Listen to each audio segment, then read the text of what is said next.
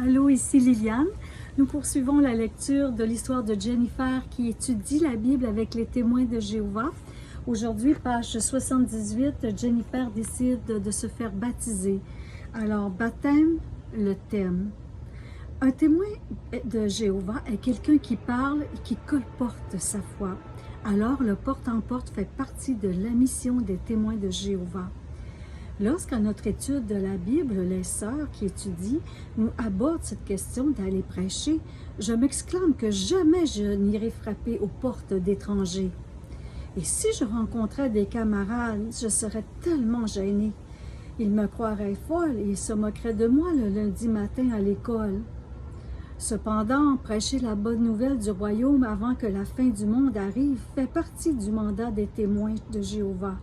Car il est écrit dans la prophétie de Matthieu 24,14 que la bonne nouvelle du royaume doit être prêchée avant que n'arrive la fin. C'est donc une obligation et non un choix pour les témoins. Dorénavant, alors, Thomas, ma mère et moi, chaque samedi matin, nous partons à 8h30 rejoindre les témoins pour prêcher la Bible dans le territoire.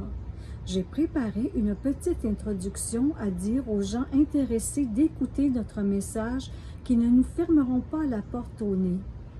Nous partons 2 par 2. J'ai le tract. Un frère responsable nous remet une petite carte du pâté de maison à couvrir dans l'avant-midi. Les gens nous regardent par la fenêtre de leur maison. Certains verrouillent leurs portes et ferment les rideaux pour ne pas que l'on frappe chez eux même s'il fait froid. Nous parlons aux enfants, aux adultes et aux vieillards.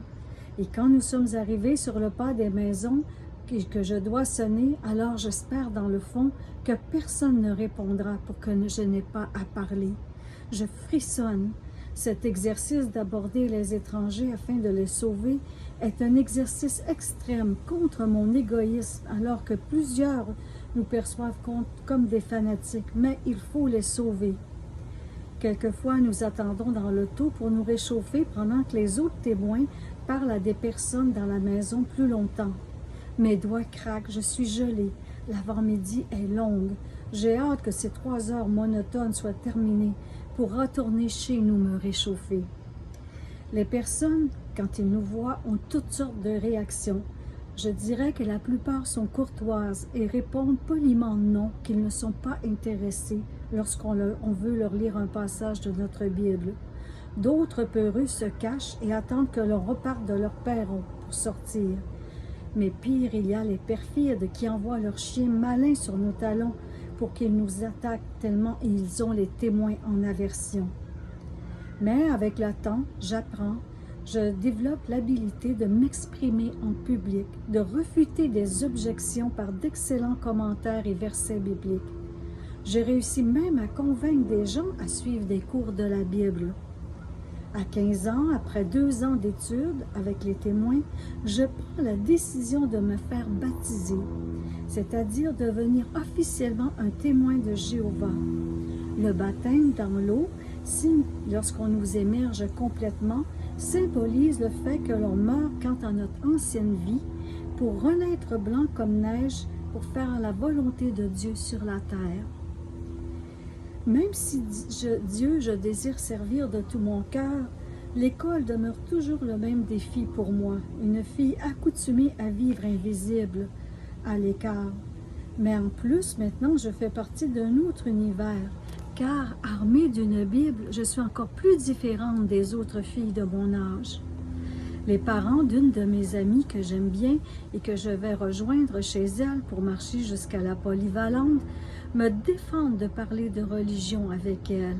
Ils craignent que je réussisse à convaincre mon amie à se joindre à notre secte horrible. Malgré les préjugés, je m'affirme davantage et présente des exposés devant ma classe lorsque j'en ai la chance. Les étudiants écoutent intéressés alors que je parle de mes croyances religieuses debout avec confiance devant l'audience. Ils me félicitent, le professeur me donne une bonne note. Je débute des cours de la Bible avec certaines camarades qui ont développé un intérêt pour mes convictions et qui m'accompagnent même aux réunions quelquefois. De me voir convaincante renforce ma confiance en moi. Sylvie et Rémi, les enfants de Bertrand, l'ex-amoureux de ma mère, continuent d'étudier la Bible durant leur adolescence de temps en temps. À l'âge adulte, ils choisiront eux aussi de devenir témoins de Jéhovah, étant certains d'avoir trouvé la vérité. Les vendredis, c'est le plus dur à l'école, car l'effervescence règne du début à la fin le début de la fin de semaine que l'on ressent dans les corridors de la polyvalente. On jase, on papote, discute de cinéma, de sport, de danse, peu importe. Je n'aime pas les fins de semaine. Je devrais aller de porte en porte. Je déambule dans ma bulle, dans les corridors. Je m'ennuie. J'aimerais tant sortir avec les autres dehors Mais pour moi, le vendredi signifie une réunion le soir de 2 heures, le samedi matin à aller faire prêcher la bonne nouvelle 3 heures et le dimanche une autre réunion de 2 heures encore. Je vis un paradoxe, car même si j'aime ma religion et je crois que je fais la volonté de Dieu, je trouve quelquefois que ces horaires religieux sont envahissants et m'empêchent de m'amuser. En moi monte le désir de vivre comme les autres jeunes de ma génération, c'est-à-dire libre de contraintes, de conditions, de me maquiller, colorer mes lèvres d'un rouge suprême, de porter des vêtements que j'aime, de danser au rythme de la musique frénétique sans que rien ne me freine. J'aimerais juste être comme tout le monde, sans honte. Je m'imagine être magnifique, attirer le regard des garçons. Tous mes sens s'intensifient, je pars en extase, mes hormones montent au plafond. La musique me rend euphorique. J'ai envie de boucher, suivre le rythme, avoir du plaisir. Mon cœur palpite, des fantasmes explosent, m'essoufflent, je les étouffe, me dégrise, morose. Je me prépare pour la réunion du vendredi. Alors, merci beaucoup. Alors, ici, on voit c'est une idée de l'adolescence d'une adolescence témoin de Jéhovah qui croit fermement à ses convictions, mais qui doit vivre différemment des autres jeunes et retenir ses pulsions aussi. Alors, on continuera la prochaine fois avec la page 81. C'est lorsque Jennifer aura 77 ans. Jennifer, 17 ans en 77. Désolée pour le lapsus. Je vous souhaite une belle journée. Merci. Au revoir.